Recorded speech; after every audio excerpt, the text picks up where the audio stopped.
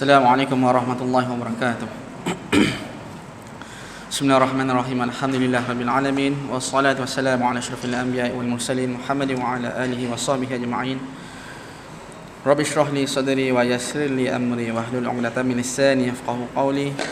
Fafahamnaha Sulaiman kullan atayna hukma wa 'ilma wa sakharna ma'a Daud al-jibala yusabbihna at-tayr وكنا فاعلين اللهم اجعلنا من المخلصين واجعلنا من التوابين واجعلنا من المطهرين اللهم فقهنا في الدين وعلمنا التأويل اللهم فقهنا في الدين وعلمنا التأويل اللهم فقهنا في الدين وعلمنا التأويل اللهم اجعلنا متكلمين باللغات العربية فصحى ومتبحرا في علومها ربنا آتنا من لدنك رحمة وهيئ لنا من أمرنا رشدا ربنا آتنا في الدنيا حسنة وفي الآخرة حسنة وقنا عذاب النار وصلى الله على محمد وعلى آله وصحبه وسلم والحمد لله رب العالمين آمين آمين يا رب العالمين آمين. Jadi insyaAllah pada hari ini kita sambung ilmu yang berkaitan dengan fiqh. Fiqh mazhab Syafi'i jilid 1 lah, yang mana dalam muka surat 13. Yang kita sambung, yang akan kita sambung pada hari ini, sumber rujukan dalam agama kita, sumber-sumber fiqh Islam yang menjadi sandaran dalam kita punya amal ibadah ataupun kita punya rujukan dalam syariat kita. Yang kedua, as-sunnah yang mulia dalam itu ni. Sunnah Nabi yang mulia. Apa makna sunnah? Kata. Sunat dengan sunnah beza. Sunat kata. Perkara sunat dengan sunnah itu. Dalam ta'rif dalam fiqh berbeza. Apa maksud sunat? Kata. Sunnatun, perkara sunat yang kita lakukan. Melakukannya mendapat pahala. Meninggalkannya tidak mendapat dosa. Ini sunnah. Apa makna sunnah? Okey, kita tengok penggan yang pertama. As-sunnah kata. Ialah semua yang dinaqalkan kata. Dipindahkan atau diambil daripada Nabi sallallahu alaihi wasallam dari perkataan Nabi, apa yang Nabi cakap, perbuatan Nabi, apa yang Nabi lakukan, dan takrir, pengakuan Nabi. Ada 3 sini. Ada setengah daripada riwayat mengatakan, tambah lagi satu takrif dia, iaitu yang disandarkan dari Nabi juga, termasuk sifat Nabi. Muka Nabi macam mana, kemudian panjang rambut Nabi macam mana, mata Nabi macam mana, itu sifat kata. Masuk sebahagiannya. Ada juga takrif yang kata, yang mana yang meriwayatkan yang daripada ulama, apa yang disandarkan dari Nabi yang sahih kata. Apa yang sahih dari Nabi kata. Itu yang ada takrif, banyak takrif, tapi yang kita pakai dalam kita punya mazhab Syafi'i, yang dinakalkan pada Nabi, yang dipindahkan dari Nabi, 3 benda, iaitu perkataan, perbuatan dan takrir, pengakuan Nabi. Yang mana kita tengok kat sini, yang kita tak tahu hadis kata tentang hadis ni panggil sunnah lah, itu hadis Nabi kan. Hadis Nabi ni ada pelbagai kategori. Dia ada yang hasan, hadis sahih, ada dhaif, ada maudhu kata. Maudhu ni satu hadis yang direka, palsu kata. Itu sahih kata. Hadis sahih ataupun hadis dhaif. Dalam kita punya amal ibadah kita, yang boleh kita ambil untuk ibadat kata, termasuk hadis dhaif. Kerana dhaif juga disandarkan pada Nabi, walaupun perawi itu ada kekurangan dari segi dia lupa tentang perkataan tu, dia tak pasti yang apa Nabi cakap tentang perkataan tu. Contoh hadis tentang kunyah 40 kali Nabi, ada juga sebahagian ulama mengatakan dia dhaif, 40 kali Nabi kunyah kata. Jadi kalau kita nak amalkan, tak jadi masalah. Ya maudhu kata, maudhu hadis palsu. Kenapa dia kata hadis juga walaupun dia maudhu? Kalau bukan dari Nabi, kita akan cakap itu bukan dari Nabi, bukan hadis lah, kerana ianya disandarkan kepada Nabi. Sebab tu dia kata hadis juga. Sebab tu dianya hadis maudhu, hadis palsu dikategorikan sebagai hadis kerana yang mereka hadis tu disandarkan kepada Nabi. Dia kata ni Nabi buat. Nabi suka makan durian musangking kata. Nak suruh musangking dia lah laku. Nak suruh orang beli musangking kata. Nabi suka makan temikai, maksudnya neneh, Nabi suka makan neneh MD kata. MD apa? Dia kata sebab apa nak melakukan dia punya penjagaan, kata. Lah ni macam-macam makanan sunnah, kata. Makanan sunnah tu kata yang makanan sunnah. Kita makan bukan makan sunnah, makanan sunnah. Makan ikut sunnah Nabi betul. Tapi jangan makanan sunnah, kata. Itu makanan orang Arab yang depa jual ni, kata. Ustaz boleh cakap zaitun, khal, cuka. Cuka ni depa letak dalam ni lah jeruk, kata. Cuka tamar itu. Ataupun apa ni Ustaz kata buah tin zaitun. Minyak zaitun yang mana Ustaz cerita.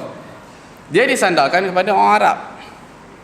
Bukannya makanan tu kita kena makan, ambil makanan sunnah Nabi makan satu sudu minyak zaitun. Tak. Madu pun Nabi tak makan cara macam mana, demam dia kata. Bila ada sakit baru ada madu, dan madu sukatan dia berbeza. Ada satu tempat Ustaz ceramah tu, cara makan madu sebenarnya bukan dengan sudu untuk orang sakit demam ke apa, dengan jari. Celup pada madu kemudian makan. Itu cara dia. Minyak zaitun pula macam mana cara? Minyak zaitun kata yang kita dok beli, kata olive house lah, untuk mudahkan buang ayak. Memang betul, mudah buang ayak. Itu makanan sunnah lah kalau kita kata. Itu makanan orang Arab sebenarnya. Makanan orang Arab, kata. Minyak zaitun ni biasanya kita makan, kita letak tabuk kat buah-buahan, kat sayur-sayuran. Oh betul, tabuk. Jangan masak minyak tu. Yang kita ni kata makanan sunnah, semua kita masak sekali dengan telur goreng pun pakai minyak zaitun. Kata hilang khasiat dia. Minyak zaitun tu dia kata jangan, kalau macam kita tabuk lepas pada makan, lepas pada kita hidang tu baru tabuk. Untuk nasi pun dia tak minyak juga. Kalau kata makanan orang Arab, kata Nabi pun makan nasi dengan laban, kata. Laban ni satu susu masam yang dibuat kuah, tabuk atas nasi. Siapa lalu beli susu tu, dia ada macam satu mangkuk dia jual, tau, kat Arab ni, kata. Itu memang bagus untuk bakteria dalam perut kita. Kalau untuk apa ni, perut kita sihat lah. Makanan orang Arab ni kata banyak yang mana dia ikut sunnah dari Nabi makan, ataupun yang mana itu memang makanan orang Arab yang banyak yang bagus-bagus itu, kata. Ada yang tak bagus pun banyak juga. Kambing tiap-tiap hari pun tahu dia juga, kata. Ada yang tu makanan, kata makanan Arab, kata. Macam kita tengok balik, laban untuk sejukkan badan, kata. Habatus sauda untuk panaskan badan, dimakan bila masa musim sejuk sahaja. Itu. Untuk sakit pun dia ada sukatan dia. Berapa gram dia, berapa sudu dia. Bukan kita makan tiap-tiap hari no. Ustaz pernah dulu duduk kat tanah Arab lah mula-mula ni. Kita duduk kat Jordan Ustaz tu. Nampak macam-macam makanan Arab. Apa tu sauda dia jual murah. Yang ada kisah tu. Dalam macam ada yang barakah tu kan, yang kita ambil untuk tenaga tu, untuk tenaga kesihatan. Ustaz belilah makan madu, makan semua. Pening kepala. 3 hari yang makan tu sauda dengan madu sekali. Dah kita benda tu senang dapat kat sana. Benda yang kata makanan sunnah ni, minyak zaitun makan juga. Apa tu sauda pun makan juga, madu pun makan juga. Dan mana mau pening kepala 3 hari. Kata, pergi kat farmasi Arab kata janganlah, kata haram, kata benda ni panas. Jangan makan ikut suka hang je, kata. Benda panas tak payah. Dia suruh minum yang susu masam tu. Susu masam tu untuk sejukkan badan lah. Kalau kita ayak kelapa lah, sana tak ada ayak kelapa. Itu yang makanan tu, dia kata, itulah dikatakan makanan, bukan kata makanan sunnah, tapi makanan orang Arab, dia kata situ. Makanan yang mana yang kita kena ikut cara sunnah Nabi dalam memakan atau dalam pemakanan. Itu betul.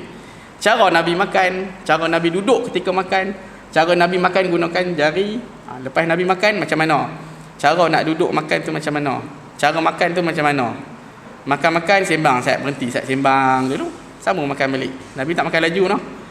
Ustaz kat sini nampak macam-macam, kita tengah nampak hidang nasi kambing. Tak ada sunnah lah. Tu punah kata. Okey, kita masuk sunnah. Ini sunnah yang mulia. Yang mana yang berkaitan dengan perkataan, perbuatan dan takrir, pengakuan. Perkataan ni biasanya riwayat dari, kalau kita tengok dari sahabat diceritakan Nabi berkata macam ni. Perbuatan, nanti kita tengok dalil dia. Perbuatan, sahabat tengok Nabi buat, itu panggil perbuatan. Nabi takkan beritahu dia buat apa, tapi sahabat akan tengok Nabi jalan macam mana, Nabi duduk macam mana. Nabi ni kalau jumpa, ini kata perbuatan lah yang sahabat riwayat. Kana Nabi, ada kana Nabi, adalah Nabi itu sekian kata buat macam tu. Kana Nabi ni maksud dia kat sini dalam perbuatan Nabi, sahabat akan tengok Nabi kemudian kata Nabi buat macam ni. Contoh, antara ustaz kata yang paling senang lah kata, Nabi yang mana berjumpa dengan orang, kata berjumpa dengan sahabat, mana-mana bila Nabi sembang, Nabi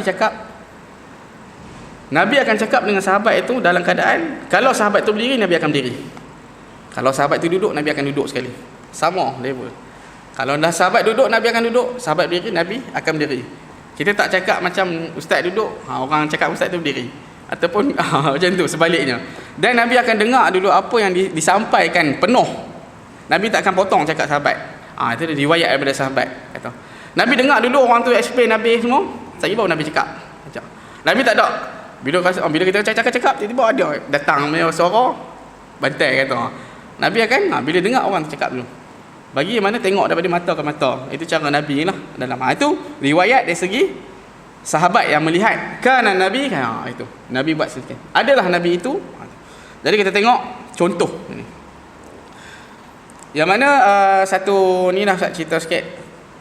Sunnah kata hadis yang diriwayat ni lepas kerasulan Nabi.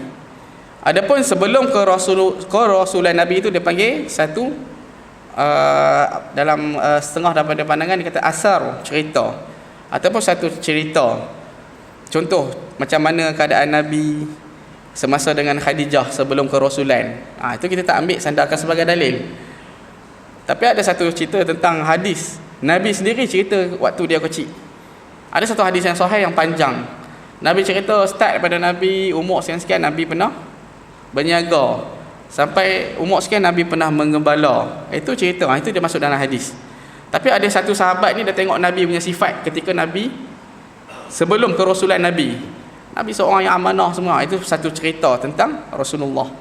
Sebab tu kalau kita ambil daripada sirah, cerita sirah Nabi, sebahagian riwayat itu dia ceritakan sirah Nabi ni, kalau kita tengok sebahagian, saya tahu ulang balik, saya tahu sebahagian riwayat itu diceritakan daripada Ibnu Ishaq atau Ibnu Hatim, yang mana dia akan ceritakan daripada seseorang ni, sahabat ni menceritakan tentang Nabi sebelum kerasulan Nabi. Dia tak masuk dalam hadis, tapi dia masuk satu cerita. Sirah ni bukan cerita semua tentang hadis. Kadang-kadang dia masuk satu cerita yang diriwayatkan oleh sahabat. Dia panggil asarus sahabah.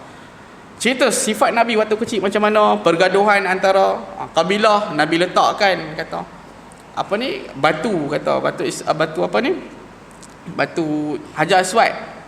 Waktu banjir macam mana amanahnya Nabi ni. Itu satu cerita yang diriwayatkan pada sahabat ketika sebelum ke Rasulullah Nabi. Itu. Lepas tu banyak cerita. Ada satu cerita tentang sahabat pun ada juga. Sahabat ni mula-mula asarus sahabah. Satu cerita hayatus sahabah. Sahabat ni kata, kita pernah dengar kan tentang Saidina Umar. Ada satu cerita yang menceritakan Saidina Umar ni dia bunuh anak dia, anak perempuan dia. Ada yang kata itu tak ada riwayat. Tapi cerita tu dia, kalau kita nak percaya boleh, tak percaya tak apa. Sebab sebelum tu jahiliah, zaman jahiliah. Sebelum kata Saidina Umar menjadi sahabat ketika itu. Jadi kat situ kalau kita nak percaya boleh, tak percaya pun tak apa. Sebab dia bukan masuk dalam hadis. Tapi kalau kata hadis, bila kata hadis itu tak boleh. Kalau sahih maka kita kena ambil. Kalau yang kata dhaif, kita boleh pertimbangkan sama ada kita nak buat amalan ataupun tidak. Kalau maudhu' terus kita tolak. Satu cerita tentang Nabi sebelum kerasulan Nabi kita boleh ambil, sama ada kita nak ambil satu cerita macam ni ataupun cerita macam ni. Satu cerita yang diceritakan tentang sahabat tu, macam-macam cerita sahabat ni. Ada sahabat ni cerita macam ni tentang sahabat tu. Jadi itu kalau kita nak ambil boleh, kalau kita tak ambil pun tak apa. Kalau yang baik kita jadikan sebagai inspirasi lah. Kalau yang tak berapa baik kita ambil sebagai teladan kata. Ada cerita-cerita tentang sahabat sebelum ni kata macam mana. Kata yang pedang Allah ni Khalid kata macam mana. Dia punya apa ni kata cerita dia. Itu. Dia punya mana kita tengok keadaan. Kalau ia bukan hadis maka kita boleh terima ataupun tidak lah. Tapi kalau hadis maka kita kena terima. Kita tengok contoh perkataan ucapan Nabi SAW ialah hadis yang diriwayatkan oleh Al-Bukhari dan Muslim. Kitab ni ambil yang sahih lah, banyak yang sahih kerana menjadi hujah kita punya ibadah. Daripada Nabi SAW bahawa baginda bersabda, sibabul muslim fusuqun wa qitaluhu kufrun. Kata sibabun muslim, kata sibabul muslim. Kalau kita tulis sabab tu kat atas jadi sebab, sababun sebab, tapi kita bagi bawah sibabun, sibabu maknanya mencaci atau mencela. Al muslim, orang Islam. Fusuqun adalah fasik. Dan wa qitaluhu kufrun, dan memeranginya adalah kufur. Ini contoh dia kata tentang riwayat Nabi. Yang Nabi riwayat yang mana daripada perkataan yang Nabi sebut. Ni Nabi sendiri sebut. Mana hadis ni yang mana hadis ni disandarkan dari perkataan Nabi. Nabi sebut kata. Ada satu budak dia makan dengan tangan kiri. Ni tentang hadis juga yang berkaitan dengan qaulan Nabi, kata-kata Nabi. Nabi suruh apa? Samillah ya ghulam, makan tangan kiri. Bacalah kamu wahai budak bismillah nak makan. Qul biyadih, qul biyamini, kata. Makanlah kamu dengan tangan kanan. Itu pun Nabi sendiri cakap. Bila kata Nabi cakap, ianya disandarkan melalui yang mana? Qaulan, kata-kata Nabi. Dan kebanyakan yang kita buat amalan, banyak yang Nabi sebut, Nabi cakap. Antaranya tentang semayang kita, semayang sunat yang kita ada, banyak yang Nabi riwayatkan. Tentang semayang hajat. Yang paling kurang tak mana? Yang ramai mana sahabat buat, tapi kat situ Nabi mengakuinya sahaja. Dan kemudian ada juga sampai lah ni, sebahagian daripada sebahagian daripada orang mengatakan ianya bid'ah, sedangkan itu adalah takriran minan Nabi, satu pengakuan daripada Nabi. Banyak tu. Yang tu kurang sangat. Tapi yang kata qaulan Nabi ni terlalu banyak lah. Okey, kita tengok muka surat 14. Contoh perbuatan ialah sebagaimana yang diriwayatkan oleh Al-Bukhari daripada Aisyah radhiyallahu anha, kata apabila dia ditanya tentang apa yang dibuat oleh Rasulullah sallallahu alaihi wasallam di dalam rumahnya, Aisyah menjawab. Ini siapa yang cerita tentang Nabi ni? Dia kata yang diriwayatkan daripada Aisyah. Kemudian satu sahabat bertanya kepada Aisyah, apa yang Nabi buat kat rumah? Rumah Nabi ni tak macam rumah kita. Nabi balik jauh, kata. Ada satu cerita kan, Nabi dia pergi hari raya kan. Saya tahu. Hari raya Nabi pergi mana? Keluar. Ikut jalan, sembahyang raya ikut jalan dekat kan. Balik ikut jalan jauh. Kata. Kita rasa macam rumah kita lah.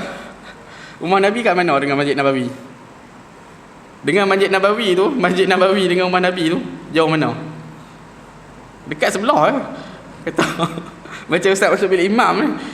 Masuk bilik imam dekat Nabi dia keluar, dia pergi ziarah. Ada setengah daripada riwayat tu Nabi dia keluar, dia pergi ziarah. Kemudian dia balik lah. Kata dia pusing cari pergi ziarah, kata. Keluar ikut jalan, balik tu ikut jalan jauh nak pergi ziarah sahabat-sahabat lain, kata. Nak tengok keadaan macam mana pada hari raya tu. Ingat dekat raya dah 2 bulan lagi. Puasa tak lagi dah. Jadi kat tu kita tengok keadaan yang ada tu. Macam kita tengok keadaan rumah Nabi, macam mana hadis tu diriwayatkan. Baru kita keluarkan dia punya. Ni kita bayangkan rumah Nabi tu macam rumah kita lah. Duduk jalan jauh kat situ, mai sini, saya pusing kot jalan jauh balik. Itu tentang hadis Nabi. Yang mana sambung cerita tadi, satu sahabat yang bertanya pada Aisyah, kata, apa yang Nabi buat di rumah, kata. Kemudian Aisyah kata apa? Kana yakunu, kata Rasulullah sallallahu alaihi wasallam. Kalau kita tengok betul yang mana riwayat daripada Aisyah, kalau kita tengok dapat yang mana yang ini dipanggil perbuatan Nabi. Kalau perbuatan Nabi orang lain, kata sahabat ke, akan riwayatkan. Kat sini isteri Nabi sendiri yang riwayatkan, yang cerita tentang Nabi. Kana, mesti ada perkataan kana. Adalah Nabi itu. Kata Rasulullah sallallahu alaihi wasallam melakukan, kata, fi mihnati ahlihi, kata, melakukan kerja keluarganya, iaitu membantu mereka. Fa idza hadaratis salah, dan apabila tiba waktu sembahyang, kharaja ila salah, Rasulullah pergi menunaikannya. Itu adalah aktiviti Nabi pada harian yang jika Nabi ada di rumah, Nabi akan bantu isterinya. Dan Nabi ni dia suka bagi orang makan. Cerita Nabi ni saya ambil satu riwayat yang lain lah. Daripada sekali Nabi ni dia suka bantu keluarga dia dalam urusan pentadbiran rumah lah, keluarga. Dan Nabi ni juga dia ada dekat Masjid Nabawi juga ada satu pusat, bagi pusat Islam gitu, untuk penyebaran agama itu. Dan Nabi juga suka bagi orang makan. Ada satu mukjizat Nabi yang mana yang diriwayatkan oleh sahabat lah, ini hadis yang sahih. Ada satu satu bekas yang Nabi sendiri bawa keluarkan beras gandum darinya. Beras tak ada lah, gandum. Dengan mukjizat Nabi ni sendiri dia akan keluarkan gandum tu, kemudian dibagikan pada sahabat. Dia bagi yang minta. Ada juga Nabi sendiri yang masak dengan Aisyah. Nabi masak, kemudian masakan tu tak habis-habis. Mukjizat. Cukup untuk orang yang mai, kata. Bayangkan kan, kata. Beratus sahabat datang rumah kan, Nabi jemput kenduri. Sebab tu kenduri ni kita kira kalau kita jemput bukan kerana kadang kita rasa tak cukup, tapi ada keberkatan situ yang kita tak nampak. Allah boleh memberi gandaan pada tu. Kita jemput ramai, kita rasa macam tak cukup, tak tengok cukup. Jemput punya ramai lah, tapi yang rasa macam sikit je. Atas keberkatan yang ada tu kadang-kadang melebihi, kata. Itulah kata dunia ni Allah yang punya. Allah nak buat apa pun boleh. Jadi mukjizat yang datang pada Nabi ni yang mana Nabi sendiri masak dengan Aisyah, kata. Makanlah sahabat-sahabat ni dengan Nabi lah, kata. Dengan Nabi, kata. Kalau kita tengok balik tentang makanan Nabi yang Nabi buat, Nabi akan buat roti lah. Roti yang mana ada setengah pada khubz, kata khubus. Yang okey sikit saya kata syirak lah. Kalau kita makan kat roti Arab yang kat kedai Arab ni, roti orang kaya sebenarnya. Roti Arab biasa kan. Kalau kita makan macam roti naan tu. Roti naan. Itu makanan orang-orang Arab yang kata mewah jugalah. Kalau betul-betul roti yang keras kata Arab betul-betul itu, yang kalau kita pergi kat tanah Arab tu, kat Mekah tu, dia ada warna putih-putih kan. Kalau keras dia keras putih. Baling kat dinding pecah, boleh retak dinding, kata. Itu gandum, daripada kisaran gandum yang keras lah. Nabi ni dia bagi sahabat-sahabat makan. Nabi akan buat banyak makanan. Kemudian kalau kita tengok Arab ni, dia ada satu, dia akan makan roti bercicah, kata. Cicah dengan kuah, kata. Kuah apa? Ja'id. Kuah dal, kata. Dal dengan kari bukan Arab lah. Yang kita tahu, kita pergi tanah Arab, kita pergi Mekah, ataupun kita pergi kat mana-mana kedai Arab, dia akan bagi kuah kari ke, yang pedas tu, itu Pakistan. Arab tak ada. Arab dia punya kuah humus. Biasa makan. Dia kacang dal tu, kacang dal ke kacang apa jenis kacang saya tak tahu, dia hancur-hancur dia jadi warna putih kuah. Kemudian dia letak minyak zaitun atas tu. Itu kuah dah. Dia makan. Dia ada macam-macam. Ada juga yang dibuat daripada ayam, kata. Ada juga yang dikisar dari kambing. Kuah dia berbeza dengan kuah dengan Pakistan lah. Pakistan ni belah-belah kata yang kita pergi Mekah ni semua Pakistan lah. Dia bagi kuah-kuah pedas. Arab tak pedas lah. Arab dia punya kuah tak pedas. Itu jenis humus tu yang dicicah dengan roti. Pagi-pagi dia pemakan ataupun tengah hari. Kat kedai Arab saja ada jual lah kan. Ada kan dalam tin. Ataupun kat Ion ke apa, dia jual dalam tin. Kedai-kedai Arab banyak lah. Kita panaskan je. Itu humus bagi. Itu makanan cicah bagi orang Arab, makanan roti. Ada juga dia buat satu kuah yang kata macam kari, tapi tak, dia pakai baharat, kata rempah juga. Rempah yang dia buat tu, kata dia campur dengan kuah ayak ni, kata. Kalau betul-betul sup dia, kata kuah memang cerai ya, kata. Dia rasa macam ayak biasa je, macam kita ambil kambing sekot kita rebus je. Itu yang kuah dia. Pernah ustaz sekali minta kuah lah. Tengok kedai mewah lah kat apa ni, Aman, Bandar Jordan tu lah. Dia bagi gambar semua cantik kan, ada. Kita minta lah nasi Arab sekali, nasi mandi. Minta kambing, kuah kambing, kata. Nak kambing sup. Yang kita duk bayang sup kat kita lah. Dia bagi sup macam mana? Dia bagi kambing tu, isi kambing tu dengan ayak. Ayak panas ke apa. Macam sup tu macam ayak panas, kata. Tawa, kata. Cara orang Arab ni satu lagi, dia makan dia tak ada sakit. Kata dia kurang sikit darah tinggi lah, kata. Dia tabak lepas makan, kata. Nak makan dia tabak garam. Kalau pergi kedai dia hidang tepi tu ada garam. Garam mesti ada. Itu. Dia tabak. Tabak garam, baru dia makan. Dan kuah yang saya ulang balik. Ni kita nak tahulah cerita, kalau cerita tentang hadis Nabi tak ada lah kita baduk bayang kari-kari lagi lah. Apa ni? Kuah dal ke? Kuah dal tu boleh jadi ada juga. Dia lebih kurang macam kuah dal pun ada. Makanan ni tentang Nabi, zaman Nabi punya ni lah. Cerita sikit sunnah Nabi, makanan yang ada pada tanah Arab ni kita kena tahulah sikit. Kalau ada cerita kita dah boleh tahu, bayangkan macam mana. Dan kuah Ustaz kata, dalam bentuk kuah ni dia ada kuah kacang yang dikisar. Itu je. Kacang yang dikisar sama ada humus ataupun macam kuah dal pun bentuk tu. Kemudian ada juga kambing yang dibuat daripada dia campur dengan kambing ke apa, itu dia panggil kuah dia. Yang Arab. Dia tak makan sup-sup ni macam tu. Dan kalau kita tengok Arab, rempah-rempah yang banyak ni kebanyakan dia buat perap untuk kambing bakar kata. Lembu bakar ke apa, semua benda-benda yang bakar dia akan buat satu rempah yang dicampur-campur kemudian baru dia panggang. Itu makanan dia yang bakar-bakar ni kata. Itu betul-betul makanan dia. Kalau kuah pagi cicahan dia dengan roti dengan kuah kacang saja. Kuah kacang humus tu. Yang lain kata tak ada. Tu. Yang lain tu semua datang daripada Pakistan, daripada tanah-tanah negeri selain daripada Arab. Okay. Jadi kita balik pada hadis. Ini cerita tentang apa yang Nabi buat dalam rumah. Nabi suka bagi orang makan, Nabi suka masak untuk orang makan, bagi sahabat-sahabat makan. Kalau tak ada makanan nak bagi, semua dah pakat minta. Nabi ni ada banyak orang bagi makan ke orang bagi stok tu ada. Tapi dah duk ramai-ramai. Kata bukan Nabi kata pada ustaz Nabi orang yang kaya. Tapi kerana tiap-tiap hari ada orang minta, datang. Sampai satu surah Hujurat tu datang tegur para ni lah umat Nabi ni yang datang, sahabat-sahabat ni kata bagi Nabi rehat waktu Zuhur. Jangan datang ke rumah Nabi. Allah sendiri punya baik Nabi ni, orang datang dia tak halang. Kalau kita macam mana?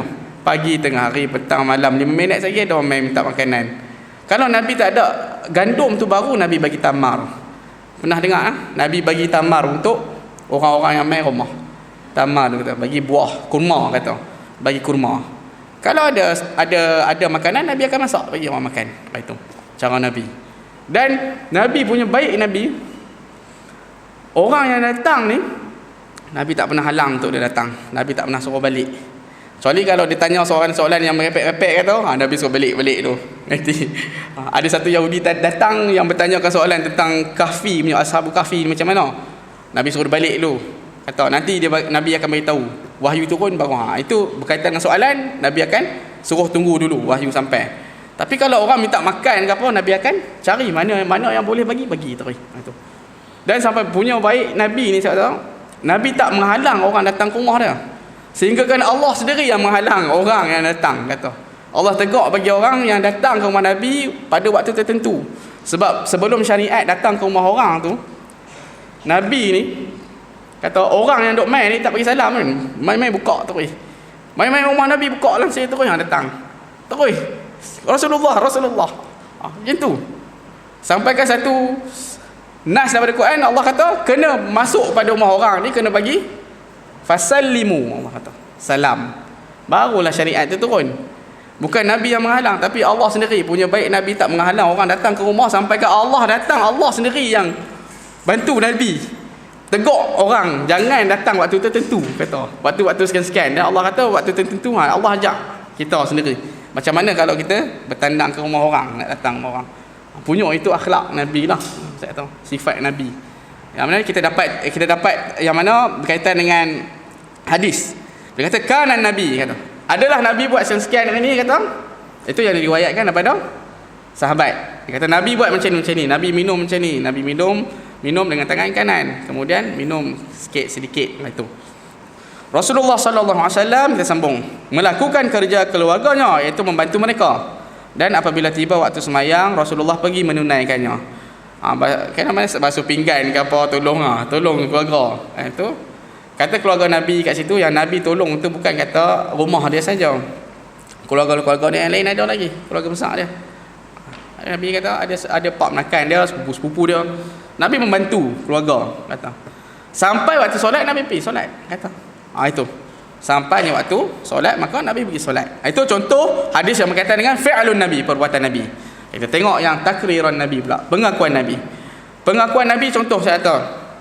Ada satu riwayat tentang solat tarawih kata. Solat tarawih berapa yang kita duk gaduh lah ni? 8 dengan 20 kata. Siapa buat 8? Bukan siapa kat sini buat 8. Saya tahu. Nabi buat 8 ke 20? Nabi buat 8 kata. Kebanyakan dari solat tarawih itu Nabi tak berjemaah. Itu riwayat hadis sahih. Tapi kalau kita ambil, bila kita ambil takriran, pengakuan Nabi, kita baru tahu, oh, rupanya bukan Nabi yang buat saja itu diterima sebagai hadis. Malahan sahabat buat juga, Nabi tak mengatakan apa, maka ianya hadis. Pengakuan Nabi kata boleh buat macam tu. Saidina Umar buat berapa? 20. Berjemaah tak? Asal tarawih tak boleh jemaah lah. Nabi tak buat jemaah. Kemudian berjemaah, siapa buat? Saidina Umar buat. Kemudian Rasulullah dapat tahu bahawa Saidina Umar buat 20. Rasulullah buat macam mana? Rasulullah kata apa? Rasulullah kata apa bila Saidina Umar buat 20? Rasulullah diam. Diam maknanya setuju. Tu yang kita ambil ni. Bila datang Minang orang, yang Minang kata, yang si perempuan ni kata nak dipinang tu, setuju tak mak tanya? Diam. Diam itu setuju kata. Nabi macam tu juga. Nabi diam tentang solat tarawih itu 20. Maka 20 itu termasuk dalam hadis tak? Masuk dalam hadis lah. Takriran minan Nabi. Satu pengakuan daripada Nabi bahawa boleh buat 20. Itu tak ada masalah lah. Dua-dua boleh buat kita. Sakit lutut ni tak sakit lutut je. Kira 20 macam mana panjang. Kalau kat Mekah 20 lama tak maksudnya. 20 lama lah. Tak sakit lutut tak. Tak sakit lah. Itu. Kalau sini 20 rasa tak lama, tapi lama jugalah. Rasa lama tapi tak dah lama sangat macam kat Mekah. Okey, kita tengok contoh takriran Nabi. Takriran Nabi ni yang mana sahabat juga, yang mana dia bertanya ataupun dia tengok perbuatan yang berlaku antara Nabi dengan orang lain. Nabi dengan sahabat. Dia tengok, dia perhatikan. Satu sahabat ni diriwayatkan Nabi buat macam ni, ataupun berlaku pada dia sendiri. Satu cerita tentang Bilal kata. Nabi kata, apa amalan yang kamu lakukan sehingga di syurga, di Isra Mi'raj tu mendengar tapak kaki Bilal? Kemudian Bilal kata apa? Ni Bilal kata, aku melakukan solat sunat. Solat sunat apa tu? Wudu. Solat sunat wudu kata. Nabi kata, Bilal kata, aku lakukan solat sunat selepas wudu. Sedangkan Nabi tak buat solat sunat wudu. Nabi tak buat nah. Kemudian Nabi kata apa? Nabi diam saja. Ada setengah riwayat Nabi diam kata Nabi diam maknanya Nabi betul apa yang Bilal buat tu. Sampaikan dia didengar tapak kakinya di syurga itu, kerana dia setiap kali wuduk dia akan solat 2 rakaat. Balik pada tentang ni saya cerita tentang takrir, satu pengakuan satu lagi tentang hadis Nabi.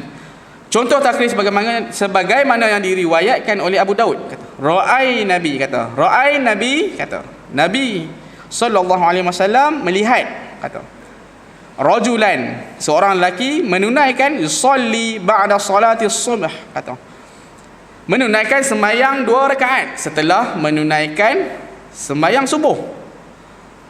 Rakaatain kata, rakaatain. Faqala Nabi kata, lalu Nabi menegur kata, faqala Nabi as-salatu subhi marratain kata. Nabi kata, lalu Nabi SAW menegur dengan sabdanya, sembahyang subuh hanya 2 rakaat saja kata. Maknanya seorang budak ni lepas pada sembahyang subuh tu dah jemaah habis tu dia buat lagi sembahyang 2 rakaat. Nabi tegur lah. Nabi lepas sembahyang, Nabi tengok tau, dia punya, Nabi akan pusing tengok kata dia punya umat lah, macam mana keadaan. Ada buat benda pelik ke tak, buat tadarus ke, tak ada tadarus ke, duduk saja ke. Nabi tahu. Dan Nabi kenal seorang-seorang ni kata. Punya dahsyat lah. Kita bukan siapa, kita nak jumpa orang takut juga kata. Nak tegur ke apa, kadang rasa takut setengah tu. Kita buat macam Nabi. Semua kita tengok orang. Semua mana kita jumpa, Assalamualaikum hayakallah. Itu cara Nabi dan diamalkan oleh orang Arab. Jumpa kawan-kawan kita, sahabat kita Assalamualaikum dulu. Sejahteralah kepada kamu. Hayakallah ni kata hayakallah itu. Jangan cakap hayakallah lah. Kita kalau kita orang sini kata lain macam je kata. Cikgu Ramli tiba-tiba jumpa orang hayakallah, tak pernah hayakallah kan kata. Semoga Allah menempatkan kamu di syurga. Itu sebuah rumah. Perkataan hayakallah yang selalu yang dilafazkan orang Arab. Sekarang ni kita sebut barakallahu lak kata, moga Allah memberkati kamu bitaufiqa fid darain, moga Allah bagi kamu bimbingan kedua negeri hayat dunia dan kehidupan hayat di akhirat. Macam-macam dia punya. Yarhamkallah, yahdikumullah. Semua kita boleh doa tukar dengan bahasa Melayu lah. Moga sihat. Tapi kalau kita jumpa orang, Assalamualaikum, sihat ke Haji? Tak apa-apa nak sihat lah, lutut dah sakit dah, kata. Moga sembuh, kata. Moga Allah menyembuhkan, kata. Pemudahkan untuk ibadah. Tapi bagi kita itu satu yang agak pelik lah kalau kita buat macam tu. Assalamualaikum cukup lah, kata. Assalamualaikum, kata. Bagi salam, mana orang kita jumpa, Assalamualaikum dulu. Kalau rasa tak boleh, senyumlah. Itu yang paling mudah, senyum je lah, kata. Nak doa pun tak berani, rasa lain macam je. Assalamualaikum, itu yang paling senang lah. Okey, kemudian apa? Nabi SAW menegur dengan sabdanya, sembahyang subuh hanya 2 rakaat saja. Lelaki itu berkata, faqala lahu ar-rajulu, inni lam akun sallaitu raka'atain, kata. Saya belum lagi sembahyang 2 rakaat, kata. Allataini qablahuma, kata. Fa sallaituhuma faqala fasakatan nabi, kata. Ini ceritanya, lelaki itu berkata, saya belum lagi sembahyang 2 rakaat yang disunatkan sebelum sembahyang subuh tadi. Maknanya dia tinggal solat qabliyah subuh. Maka saya melakukannya sekarang. Lalu Rasulullah sallallahu alaihi wasallam mendiamkan diri. Boleh tak qada sembahyang qabliyah? Ini cerita tentang satu budak ni yang datang, dia terlambat, kata. Dia dah sembahyang subuh jemaah dengan Nabi, kemudian habis pada tu Nabi nampak ramai-ramai tak sembahyang ni, tiba-tiba ada seorang sembahyang, kata. Nabi pergi. Solat apa? Kata aku solat subuh, solat yang mana aku tak sempat nak sembahyang sebelum subuh tadi. Maknanya solat qabliyah subuh. Kemudian Nabi mendiamkan diri. Maknanya benda qada solat sunat ni boleh tak? Bila kita tengok daripada hadis ni, qada solat sunat yang selalu kita amalkan, boleh tak? Boleh lah. Sedangkan yang mana satu orang lelaki ni dia sembahyang sunat qabliyah pada bukan waktunya. Contoh kalau kita sehari ni rasanya tak ada nak sembahyang qabliyah isyak kan, rasanya dah tahlil, ada tahlil lah lepas ni, tahlil ringkas dan sehari Ustaz Ahmad lah cerita tahlil sehari. Habis pada tahlil rasa azan terih, lepas tu sembahyang. Lepas tu kalau kita tengok daripada hadis ni, satu orang lelaki tu tak sempat nak sembahyang qabliyah tu, dia sembahyang lepas ba'diyah subuh tak ada, dia sembahyang lepas tu. Kemudian Nabi menerima apa yang dia cakap. Maknanya Nabi setuju tak dia qada solat sunat qabliyah yang dia tinggal tadi? Setujulah.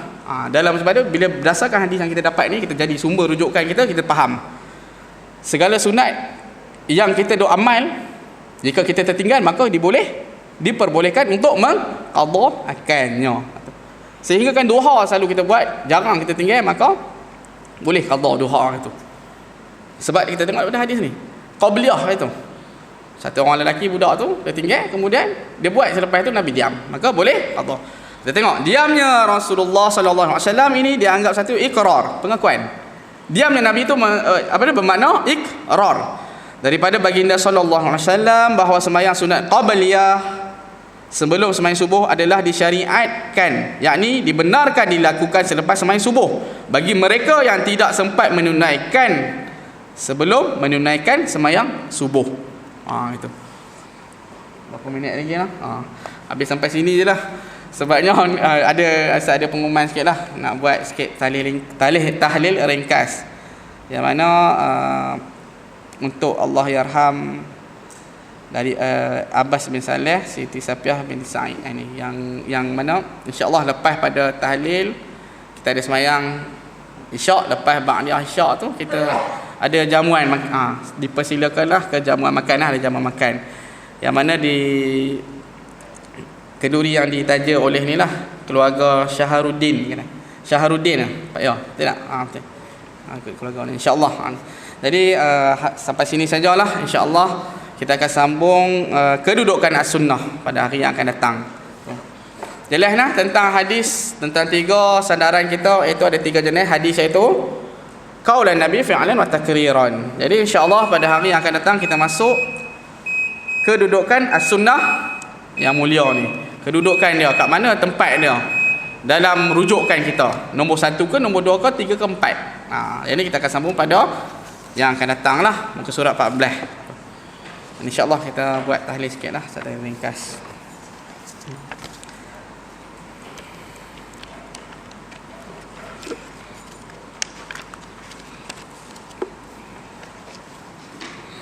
Mana kita niatkan bacaan tahlil kita pada Allah. Allah yarham Abbas bin Saleh, khususnya Allah yarhamah Siti Safiah binti Sa'id kata.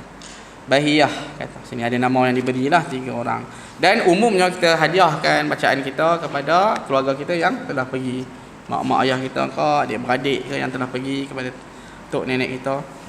InsyaAllah. Ila hadrati sayyidina wa habibina wa syafi'ina Muhammadin sallallahu alaihi wasallam wa ila arwahi abaihi wa ikhwanihi minal anbiya'i wal mursalin salawatullahi wa salamuhu alaihi wa alaihim ajma'in wa ala alihi kulli was sahabah wal qarabah wat tabi'in wat tabi'in lahum bi ihsanin ila yaumiddin wa ila arwahi walidina wa muallimina wa dhawil huquqi alaina ajma'in al-Fatihah.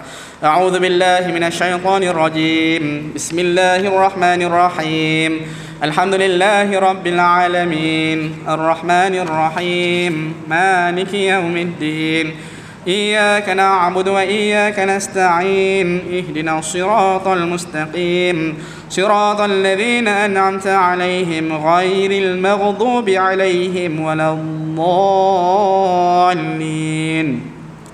بسم الله الرحمن الرحيم قل هو الله أحد الله الصمد لم يلد ولم يولد ولم يكن له كفوا أحد بسم الله الرحمن الرحيم قل هو الله أحد الله الصمد لم يلد ولم يولد ولم يكن له كفوا أحد بسم الله الرحمن الرحيم قل هو الله أحد الله الصمد لم يلد ولم يولد ولم يكن له كفوا أحد لا إله إلا الله والله أكبر بسم الله الرحمن الرحيم قل أعوذ برب الفلق من شر ما خلق ومن شر غاسق إذا وقب ومن شر النفاثات في العقد ومن شر حاسد إذا حسد لا إله إلا الله والله أكبر بسم الله الرحمن الرحيم قل أعوذ برب الناس